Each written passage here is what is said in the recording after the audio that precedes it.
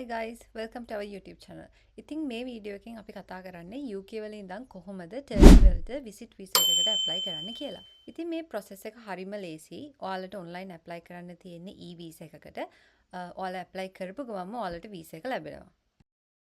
ඉතින් ඔයාලා Google එකේ apply for Turkey e-visa කියලා search කරාම ගොඩක් websites පෙන්නනවා. අපි description box එකේ දාලා තියෙන link එකම use කරන්න. ඒක තමයි හරි website link එක. ඉතින් ඔයාලේ ලින්ක් එක ක්ලික් කරලා ගියාට පස්සේ මෙන්න මේ ඉන්ටර්ෆේස් එක තමයි වෙබ්සයිට් එකේ ඔයාලට බලා ගන්න පුළුවන් වෙන්නේ. ඊට පස්සේ ඔයාලා ක්ලික් කරන්න apply for an e-visa කියන බටන් එක උඩ. ඊට පස්සේ එන page එක තමයි මේ තියෙන්නේ. ආයෙමත් apply now කියන බටන් එක ක්ලික් කරන්න. ඊට පස්සේ මේ page එකේ අපිට අපේ අහලා තියෙන අපේ passport details, visa type එක electronic visa, ඊට පස්සේ country or region කියලා අහලා තියෙනවා. අපේ travel document එකේ country or region එක තමයි දෙන්න ඕනේ. ඉතින් මේ ඔයාලා මෙතන choose කරන්න ඕන ශ්‍රී ලංකා කියලා.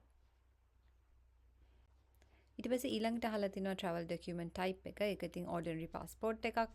නිසා ordinary passport කියලා select කරනවා. ඊට පස්සේ මේ security verification එකත් කරන්න ඕනේ. ඒ code එක ගහලා ඊට පස්සේ ඔයාලට save and continue කියන බටන් එක click කරන්න තමයි තියෙන්නේ. ඉතින් මේ page එකේ අහනවා ඔයාලා Turkey වලට enter වෙන date එක කවදද කියලා. ඉතින් ඔයාලා Turkey වලට යන දවස select කරන්න. ඊට පස්සේ ඔයාලට පේනවා ඇති ඔයාලට මේ visa එක 180 days වලට හම්බ වෙනවා. ඒ කියන්නේ මාස 6කට මේ වීසා එක හම්බ වෙනවා. හැබැයි අපිට දෙන්නේ single entry විතරයි. ඉතින් ඊළඟ page එකේ තියෙන මේ questions හතරටම අපි tick කරන්න ඕන. ඉතින් පළවෙනි එකේ කියලා දෙනවා ඔයාලට return ticket එකක් තියෙන්න ඕන. ඒ වගේම reservation එකකුත් hotel reservations උත් තියෙන්න ඕන කියලා. ඉතින් අපි Turkey වලට enter වෙද්දී immigration එකේදී මේ දේවල් check කරේ නැහැ.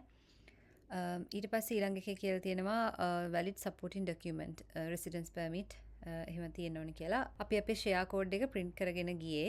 ඒ වගේම තමයි මේ e-visa එකත් print කරගෙන තමයි අපි Turkey යද්දි ගියේ. ඉතින් ඊට පස්සේ මේ boxes හතරම tick කරාට පස්සේ save and continue click කරලා ඊළඟ page එකට යන්න. ඉතින් මේ page එකේ අහලා තියෙන්නේ ඔයාලගේ personal details. මේ පළවෙනි question එකේ අහලා තියෙනවා first name එක, surname එක, ඊළඟ question එකේ අහලා තියෙනවා. ඉතින් මේ දේවල් fill කරද්දී ඔයාගේ passport එකේ තියෙන විදිහටම මේ information fill කරන්න.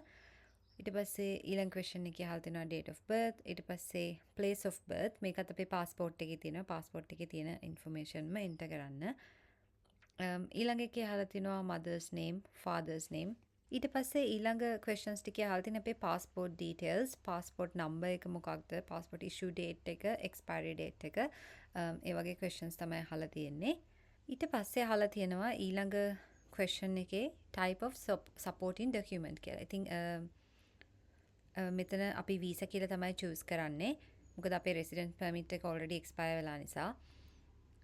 ඊට පස්සේ ඊළඟ එකේ අහලා තියෙනවා supporting document from අපේ supporting document එක අපේ visa තියෙන්නේ United Kingdom. ඒ නිසා අපි UK කියලා choose කරනවා.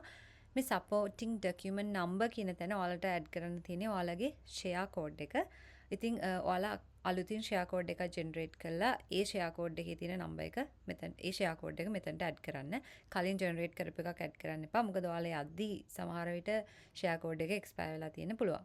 ඒ නිසා අලුතින් generate කරලා ඒ share code එක මෙතනට add කරන්න. ඊට පස්සේ අහලා තියෙනවා supporting document expiry date එක. ඉතින් ඔයාලගේ visa expire වෙන date එක මෙතනට දාන්න.